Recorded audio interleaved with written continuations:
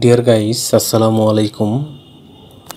Usman Sahal medical services YouTube চ্যানেলের পক্ষ থেকে আপনাদেরকে জানাই স্বাগতম। আশা করি আল্লাহর রহমতে আপনারা সবাই ভালো আছেন।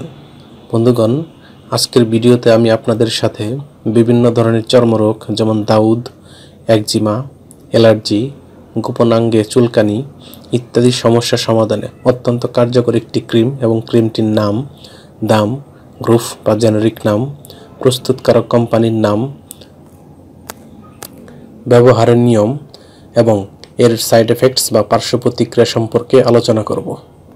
তবে ভিডিওটি শুরু করার আগে আপনাদের প্রতি অনুরোধ, আপনি যদি আমার চ্যানেলে নতুন হয়ে থাকেন তাহলে অবশ্যই চ্যানেলটি সাবস্ক্রাইব করে লাইক, কমেন্টস এবং শেয়ার করবেন।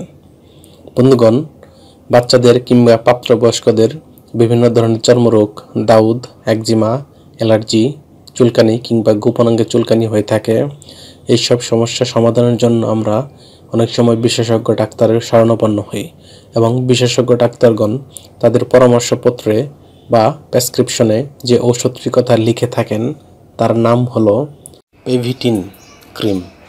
এটির গ্রুপ বা জেনারিক নাম হলো ইকোনাজল নাইট্রেট এবং ট্রায়ানসিনোলন অ্যাসিটোনাইট। এটির উৎপাদনকারী প্রতিষ্ঠানের নাম হচ্ছে স্কয়ার ফার্মাসিউটিক্যালস লিমিটেড। পেভিটিন ক্রিম, যেটি 15 গ্রাম টিউবের, সেটির দাম মাত্র 65 টাকা।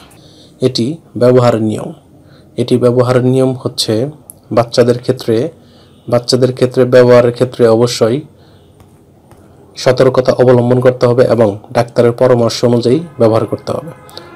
অর্থাৎ ডাক্তারের পরামর্শ ব্যতীত এই ধরনের ক্রিম বাচ্চাদের ক্ষেত্রে ব্যবহার করা যাবে না। অন্যদিকে প্রাপ্তবয়স্কদের ক্ষেত্রে আক্রান্ত স্থানে বা ত্বকের ক্ষত স্থানে দিনে 2 বার, সকালে 1 বার এবং সন্ধ্যায় 1 বার ব্যবহার করতে পারবে অথবা চিকিৎসকের পরামর্শ অনুযায়ী ব্যবহার করতে হবে। গর্ভাবস্থায় এবং স্তন্যদানকালীন সময়ে এটি ব্যবহারের ক্ষেত্রে সতর্কতা অবলম্বন করতে হবে এবং বিশেষজ্ঞ ডাক্তারের পরামর্শ অনুযায়ী ব্যবহার করতে হবে, কারণ এই সময়টা খুবই সতর্কতা অবলম্বন করা উচিত।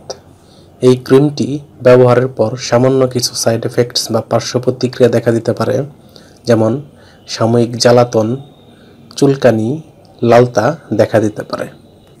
এই ঔষধটি আলো ও তাপ থেকে দূরে ঠান্ডা এবং শুষ্ক স্থানে রাখতে হবে এবং 30 ডিগ্রি সেন্টিগ্রেড তাপমাত্রার নিচে সংরক্ষণ করতে হবে এবং অবশ্যই শিশুদের হাতের নাগালের বাইরে রাখতে হবে এবং যে কোনো ঔষধ প্রয়োগের পূর্বে এবং ওষুধের উৎপাদন তারিখ এবং মেয়াদ উত্তীর্ণ তারিখ দেখে নিতে হবে।